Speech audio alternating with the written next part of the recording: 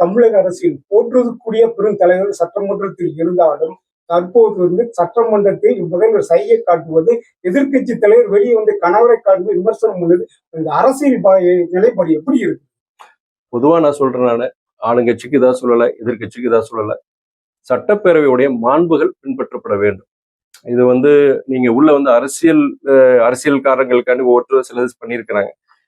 சட்டப்பேரவையுடைய மாண்புகள் படி எல்லா உறுப்பினர்களும் சரி நடந்துக்கிறது என்னுடைய இது பத்தி வேற எது நான் பேச விரும்பல. வேற கொஸ்டின். நான் புதிய அரசாங்கம் வந்திருக்கு, ஒரு நம்பிக்கை எனக்கு மாத்திரம் இல்ல எல்லாருக்கும் ஏற்பட்டிருக்கு. இதன் அடிப்படையில கோவில்பட்டி பொறுத்த வரைக்கும் இந்த குறைபாடுல ஒரு தீர்க்கக்கூடிய ஒரு சூழ்நிலை உருவாங்க எனக்கு நம்பிக்கை இருக்கு. திறனற்ற தமிழக அரசு இளைஞர்கள் மத்தியில் அடக்குமுறை கையாளுவது சொல்லி உதயநிதி கருத்தை படிச்சு.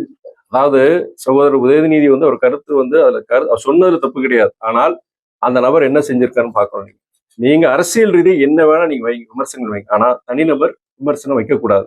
அந்த ஒரு பெண்மணி யாரா இருந்தாலும் சரி, ஒரு நடிகரா இருந்தாலும் சரி, யாரா இருந்தாலும் சரி, பெண்களை பத்தி தரக்குறைவா இழிவுபடுத்துறது செய்யறது அது ஒத்துக்கவே முடியாது. அவங்களுக்கு பொறுத்த வரைக்கும் என்ன தண்டனோட கொடுக்கலாம். அதாவது ஆதாரம் இல்லாம கொச்சைப்படுத்துற மாதிரி, அவங்களுடைய தனிப்பட்ட வாழ்க்கையை கொச்சைப்படுத்துற மாதிரி இந்த மாதிரி செய்யற நபர்களை எந்த தண்டனை வேணா கொடுக்கலாம். அதுக்கு கொடுக்க கூடாது ஜனநாயகம் சொன்னா ஏத்துக்க மாட்டேறாரு. ஜனநாயகத்துக்கு ஒரு எல்லை இருக்கு.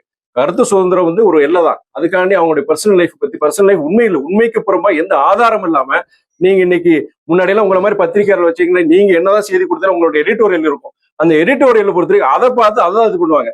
ஆனா இன்னைக்கு சோசியல் மீடியா எந்த ஒரு சென்சார் கிடையாது, எது கிடையாது, யாரை வேணா எதை பத்தி என்ன வேணா பேசலாம். அதுக்கு ஒரு வரைமுறை இருக்கு. அது அரசாங்கம் கடுமையா நடவடிக்கை எடுக்கணும்னு தான் சொல்லுங்க. சரிங்களா? தலைவர் வைகோ ஒரு கருத்து, அதாவது கடந்த பல ஆண்டுகளாக திமுக பயணித்து இருக்கோம். தற்போது 27ஆம் தேதி இதோட முடிவு வெளிப்பாடு தெரிவித்து உங்களை மாதிரி பத்திரிகைக்காரங்க விட்டுறது இல்லையங்களா? நாங்களும் 27 பார்க்கலாம் சொன்னா நீங்க போட்டு டிஆர்பிக்கு என்னன்னு தெரியல, இல்ல மக்களுக்கு கேட்கறாங்களான்னு தெரியல, நீங்க போட்டு தொடர்ந்து கேட்கறீங்க. அதுக்குள்ள பதில் சொல்லியிருக்கிறாரு. 27 தெரியும்னு சொல்லியிருக்கிறாரு. அந்த பொதுக்குழுவை பொறுத்த வரைக்கும் தலைவரோ நானோ தனிப்பட்ட இதை சொல்ல முடியாது. ஆனா ஒரு மிகப்பெரிய ஒரு மன அழுத்தம், ஒரு வேதனை கட்சிக்காரங்க மத்தியில தமிழ்நாடு முழுக்க இருக்கு. இந்த சட்டமன்ற தேர்தலே பொறுத்த வரைக்கும் தலைமை ஒரு முடிவு எடுத்தாலுமே தலைமை முடிவுக்கு கட்டுப்படாம தலைமையோட எடுத்த முடிவு தவறுன்னு சொல்லிட்டு இணையத்திலையும் பல இதுலயும் அவங்களுடைய கருத்துக்களை பரிமாறினாங்க. மாவட்ட செயலாளர்கள் அதாவது தலைமைக்கு கட்டுப்பட்டு அவங்க சொல்லலையே தவிர தனிப்பட்ட முறையில என்கிட்டயே பல மாவட்ட செயலாளர், பல கட்சி நிர்வாகிகள் கொந்தளிச்சிருக்கிறாங்க, பேசியிருக்கிறாங்க. என்னையே கூட விமர்சிச்சிருக்கிறாங்க. உங்களை தாங்க நம்பிட்டு இருந்தோம், ஆனா நீங்களுமே எங்களை கைவிட்டுட்டீங்கன்னு சொல்லிட்டு பல மதிமுக சேர்ந்த பல நிர்வாகிகள் சொல்லியிருக்கிறாங்க. பக்கத்துல இருக்கு இந்த மாவட்ட செயலாளர் அதுல ஒருத்தர். மறுமலர்ச்சி திமுக அதிமுக ஆட்சி மாத்திருக்கு, திமுக ஆட்சி மாத்திருக்கு. அதிமுகவோட மறுமலர்ச்சி திமுக கூட்டணி வச்சிருக்காங்க, திமுகவோடையும் கூட்டணி வச்சிருக்காங்க. ஆனா இப்ப நடக்கிற இந்த ஆட்சியை பத்தி இன்னைக்கு வெளிப்படைத்தன்மையோட இந்த ஆட்சி இருக்குன்னு சொல்லி முதல்வர் விஜய் சொல்றாரு. அதை பத்தி நீங்க என்ன நினைக்கிறீங்க? அது கடந்த நான் யாரையும் ஒரு தனிப்பட்ட ஒரு கட்சியோ இதை குறை சொல்ல விரும்பல. ஆனால் இது எனக்கு, உங்களுக்கு, தமிழ்நாட்டு மக்களுக்கு எல்லாருக்கும் தெரியும்.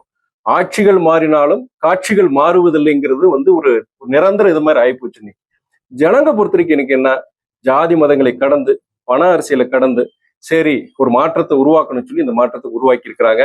அது என்னன்னா, ஐயா நாங்க கூட்டணி வச்சோம், அதிமுக கூட்டணி வச்சோம், திமுக கூட்டணி வச்சோம், ஐயா மூப்பனாரும் வச்சாரு. ஆனா நாங்க எல்லாரும் முதல்ல என்ன பண்ணோம், தனியா போட்டியை போடலாம்னு கட்சி ஆரம்பிச்சு முதல்ல 3வது அணி தான் போட்டோம். அப்ப மார்க்சிஸ்ட் கட்சியோட நாங்க கூட்டணி வச்சு போனோம். ஆனா எங்களுக்கு மக்களுக்கு ஆதரவு கொடுக்கல.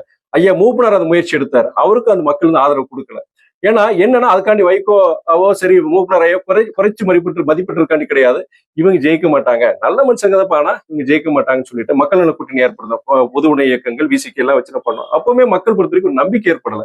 ஆனால் சகோதரர் விஜயை பொறுத்த வரைக்கும் இவர் வெல்வார், இவர் ஒரு மாற்றத்தை உருவாக்குவாரு, ஜாதி மத பண அரசியலுக்கு அப்பாற்பட்டு ஒரு நல்ல ஒரு ஆட்சியை கொடுப்பாருங்கிறது தமிழ்நாட்டு மக்கள் எல்லாருமே அவருக்கு ஒரு நம்பிக்கை. அப்ப என்னன்னா ரிசல்ட்டை பார்த்த பிறகு கூடுதல் நம்பிக்கை வந்திருக்கு. அப்போ இத்தனை பேர் ஆதரிச்சிருக்கிறாங்க, 35 விழுக்காடு வாக்குகள் அவர் வாங்கியிருக்கிறார்.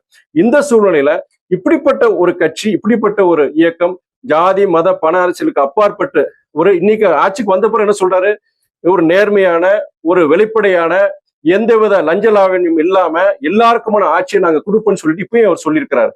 எனக்கு என்னன்னா இனியும் அவருக்கு வலு சேர்க்கிற மாதிரிதான் இன்னைக்கு அரசியல் சூழ்நிலை அமைங்கிறது என்னுடைய நம்பிக்கை. அது வர்றதுக்கு முன்னாடியே பத்திரிகை தோழர் இந்த கேள்வி வைப்பாங்கன்னு சொல்லிட்டுதான் நான் தயாரா வந்திருக்கிறேன். இங்க பக்கத்துல நிக்கிறவர் யாரு, கோவில்பட்டியுடைய நகர்மன்ற தலைவர். என்னதான் இருந்தாலுமே நகர்மன்ற தலைவர் உள்ள வந்து பார்த்தாலும் செஞ்சாலுமே புரோட்டோகால் படி இப்ப நான் ஒரு எம்பி வரும்போது அதுக்குண்டான மரியாதை கிடைக்கும். நான் உதாரணத்தை பார்த்துட்டு இப்ப இவரே வந்து அமைச்சருக்கு ஒரு கடிதம் கொடுத்தாலுமே கண்டிப்பா பார்ப்பாங்க. ஆனா ஒரு நாடாளுமன்ற உறுப்பினரா நான் கண்டிப்பா ஒரு அமைச்சர்கிட்டயோ அதிகாரிகிட்ட பேசும்போது இவர்கிட்ட பேசும்போது கூடுதல் மரியாதை கிடைக்கும். விரைவில் அந்த நடவடிக்கைகள் எடுக்கிறதுக்கு வாய்ப்பு இருக்கிறதுனால நான் இங்க வந்திருக்கிறேன். அவருடைய வேண்டுகோளுக்கு இணங்க நான் இங்க வந்திருக்கிறேன். இது பொறுத்தவரைக்கும் கோயில்பட்டி வேற, திருச்சி வேற, எனக்கு எல்லாமே தமிழ்நாட்டு மக்கள் எங்க பிரச்சனை எங்க வேதனை இருந்தாலும் அந்த வேதனைக்குரிய மருந்தை அளிக்க வேண்டியது என்னுடைய கடமைங்கிறது நான் பார்க்கிறேன்.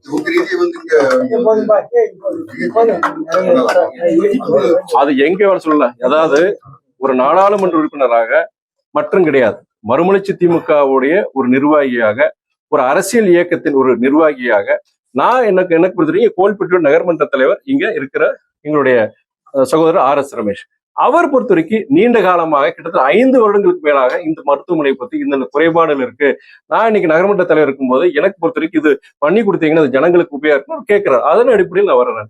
சோ நீங்க கேட்ட கேள்விக்கு உண்டான ஹோம்ஒர்க் பண்ணி தான் உங்களுக்கு பதில் சொல்லியிருக்கேன்.